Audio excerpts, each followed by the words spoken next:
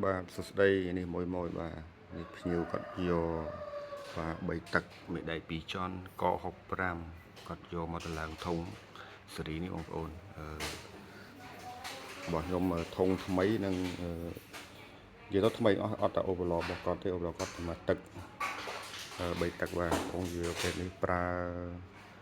D1000 បងប្អូន D1000 នេះប្រើគុយបងប្អូនប្រើគុយ